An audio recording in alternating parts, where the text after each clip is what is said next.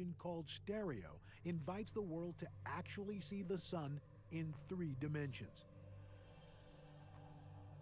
To help us better understand our closest star and how it impacts life on Earth. This mission, featuring 2 nearly identical spacecraft on opposite sides of the Earth, has provided a truly revolutionary view. For the first time in history, the stereo twins have dramatically revealed the 3D structure of massive solar storms, some hurtling towards Earth. These large solar eruptions, called coronal mass ejections, contain up to 10 billion tons of mass and can travel the entire length of the solar system, ripping through space at mind-boggling speeds.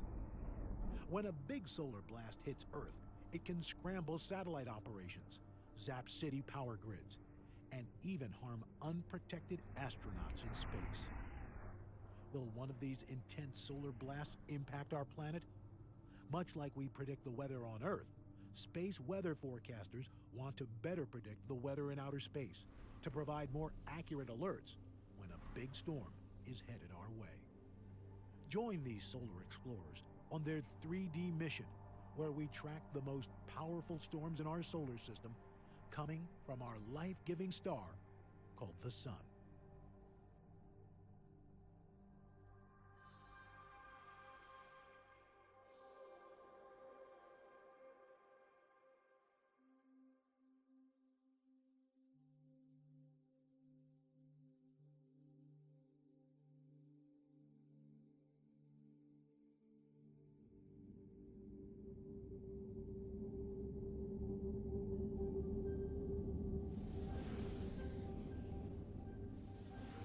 The twin stereo spacecraft are now in the Sun's orbit, and a 5 billion-year-old star is ready for its close-up.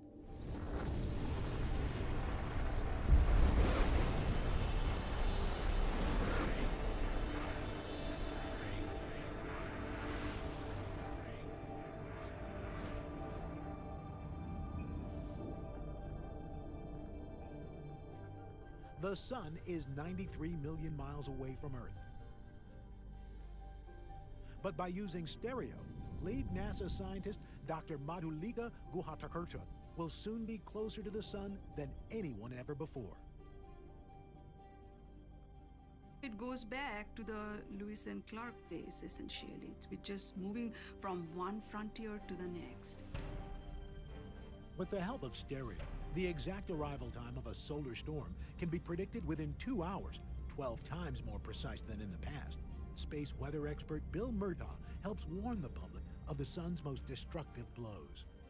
In space weather forecasting, the stereo mission is going to give us an insight, much like the Doppler radar did for weather here on Earth. When we see the eruptions in the Sun, we call it a coronal mass ejection, a CME. We'll be able to have a side view of them for the first time to see how they expand. We're going to be able to watch the CME as it travels the 93 million miles from the Sun to Earth. Coronal mass ejections are the most violent explosions in the entire solar system.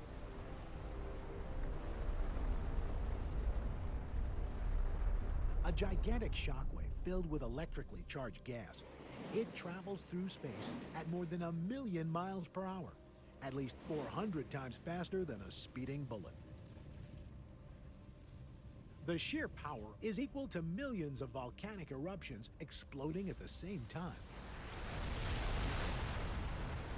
A flood of high-energy particles can break through the Earth's protective bubble called the magnetosphere, charging up our atmosphere and the very ground we walk on.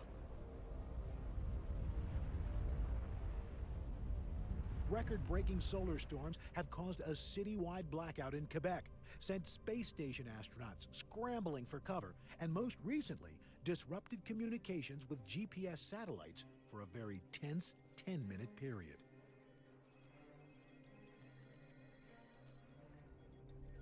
We are in an era where we have introduced this concept of space weather because it matters to us now. We are studying the Sun and Earth as a coupled system, not individually. And that new science is called heliophysics.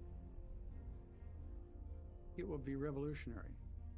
In any case, when you see more, you suddenly have insights you never had before. Up until now, our situation has been like trying to diagnose the ocean with one buoy. Stereo is a 2-spacecraft mission, and both spacecraft will be in orbit around the sun, but not in the same place. They're going to be separating from each other, and that'll give us 2 eyes on the sun. We're going to be seeing the sun in 3D. With the stereo spacecraft, we're going to improve space weather prediction by a factor of 2.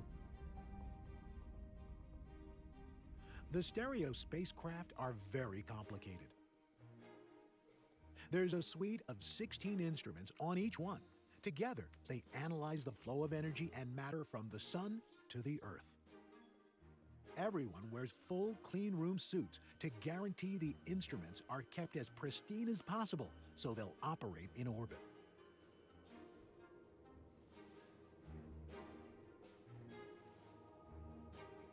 When we have launches, what we don't think about is that there are so many things you have to do right to make it work. And all it takes is a small little thing to make it go wrong. Yes, you are as if praying, holding on to your breath. The launch was just marvelous. It was a spectacular October sky. And it was a night launch.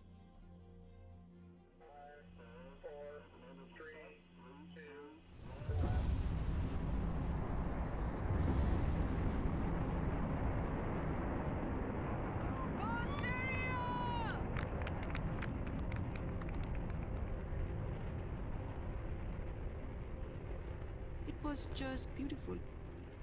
You could see the trail forever.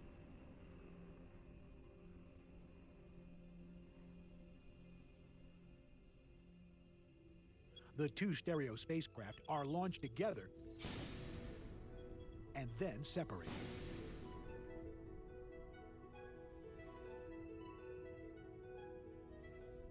The solar panels are then released.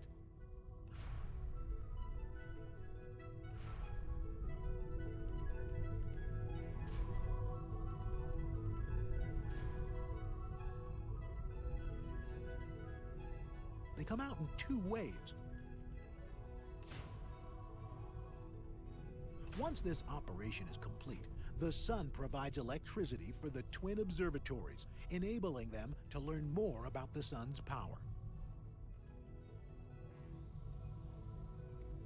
Once a day, an antenna transmits the data to the science team back on Earth. A complex series of signals are received at NASA Mission Control to ensure all 16 instruments are deployed correctly. When a solar flare erupts, 3 20-foot-long antennae measure radio wave spikes that provide important clues to the true 3-dimensional structure of these eruptions. From that point, they slowly open up all of the other instruments.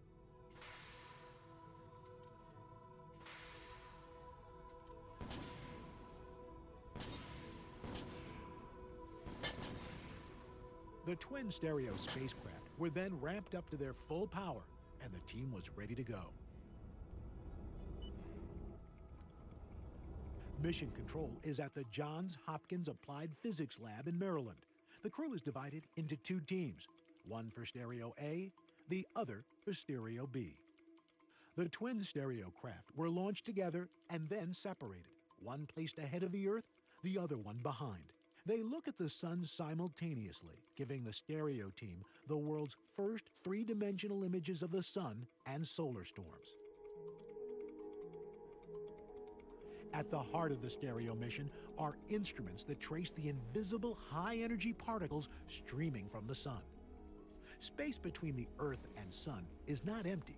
It's filled with the sun's super-hot atmosphere streaming out into the entire solar system. This stream of energetic particles is sometimes smooth, other times turbulent. It's called the solar wind. A coronal mass ejection is a massive storm of energized particles that rips through this solar wind.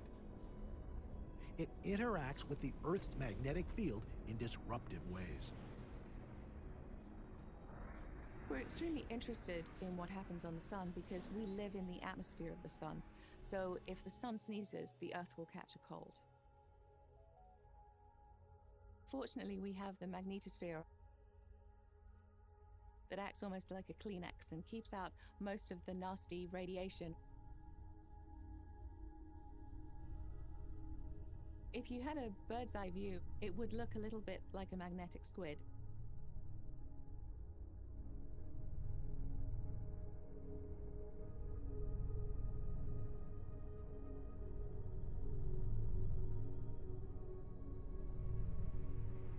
The sun's most energetic particles can disrupt Earth's magnetic field. Electrons storm into the Earth's atmosphere in the polar regions. This creates the northern and southern lights, the aurorae.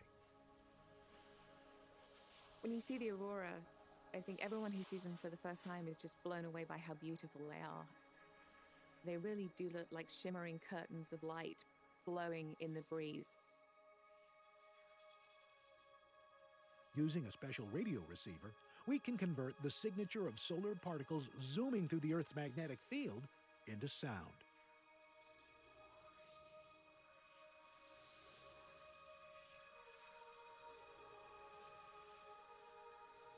The dancing lights of the aurora can be mesmerizing in the cold night sky.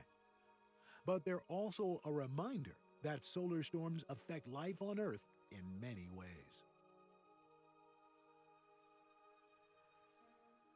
NOAA, the National Oceanic and Atmospheric Administration, is responsible for space weather forecasting at the Space Environment Center in Boulder, Colorado.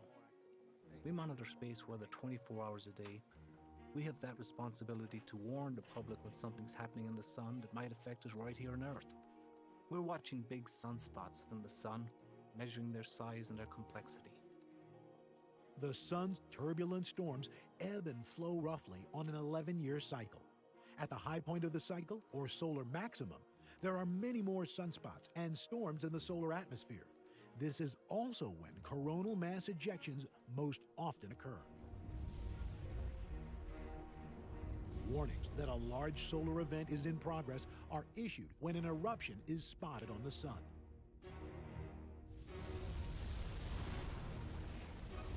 These huge explosions impact radio and GPS systems here on Earth.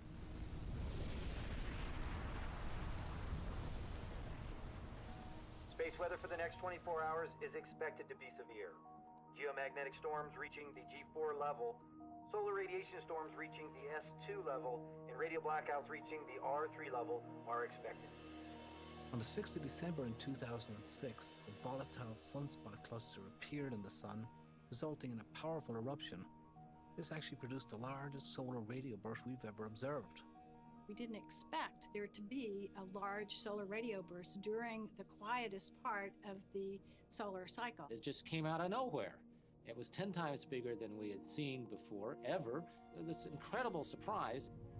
We were counting the number of GPS satellites that were on track, and normally every 30 seconds you're seeing 10 satellites, 10 satellites. All of a sudden it goes down to like 2, 1. I mean, it's like there was this huge effect. Pretty much every GPS receiver in the hemisphere was affected. Many of them just failed outright, ceased to navigate. It only happened on the sunlit side of the planet, but it was instantaneous and it was global. Unlike a CME, this solar radio burst is traveling at the speed of light, so it reaches Earth in 8 minutes. And this solar eruption resulted in flights being rerouted away from polar routes.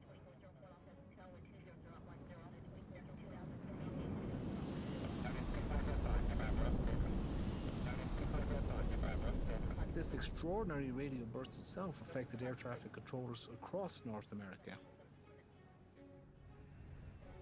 So now we had to just drop everything and rethink this situation. What is the biggest we could possibly get? We just, of course, don't know. As a society, we've become increasingly reliant on technology. Few people today leave home without their cell phone. Many of us have GPS receivers in our cars. We rarely, if ever, consider the possibility of not having electricity when we return home. We have power grids that are sensitive to the electric current that's caused by these supercharged particles from the sun. Blackouts can cause multi-million-dollar devastation and even loss of human life.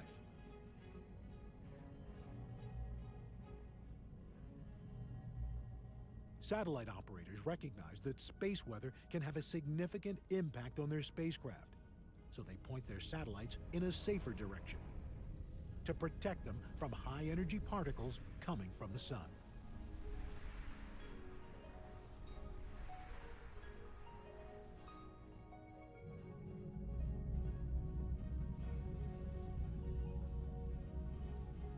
In order to better support human exploration of the sun and Mars, we must find ways to protect the passengers and spacecraft from the harmful radiation that streams from the sun, especially the fierce outbursts during these violent eruptions.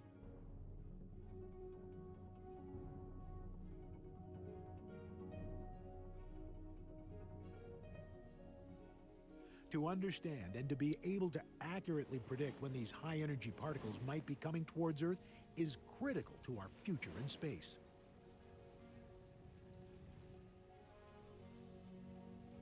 I can't imagine any other missions that are more directly relevant to humankind. By studying the sun, we are understanding this object that influences our life in every conceivable way. But to view that in 3D, I really can't quite envision myself. I get emotional if I think about it.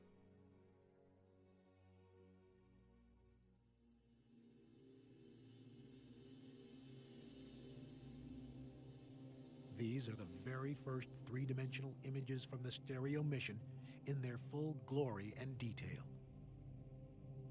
This cauldron of magnetic soup, spitting out loops, jets, spikes, churning constantly.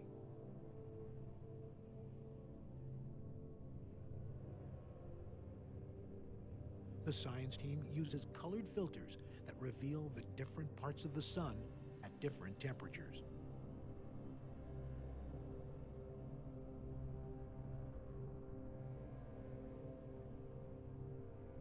The dark regions are called coronal holes. That's where the solar wind blows out.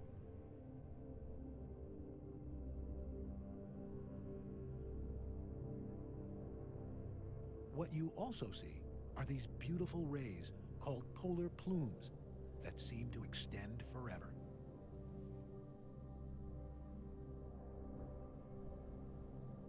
When you see these coronal loops, they come from the hottest parts of the sun. This is where coronal mass ejections can erupt.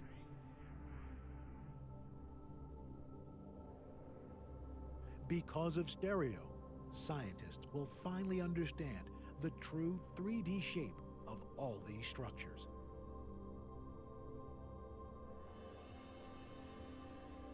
They will be able to better predict how much energy is stored inside these loops.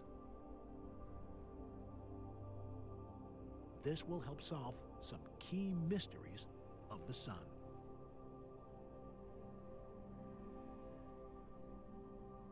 What touched me the most is this young kid with glasses on, pointing his finger and saying, "I can as if touch it."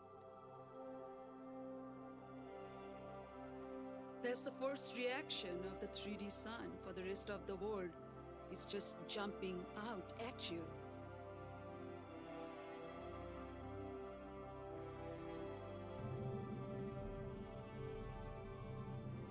I've always been fascinated by the night sky, by the stars, the galaxies. What is there beyond? To probe deeper and deeper and deeper into a given object. So I think it's humankind's destiny to move out and beyond, to understand.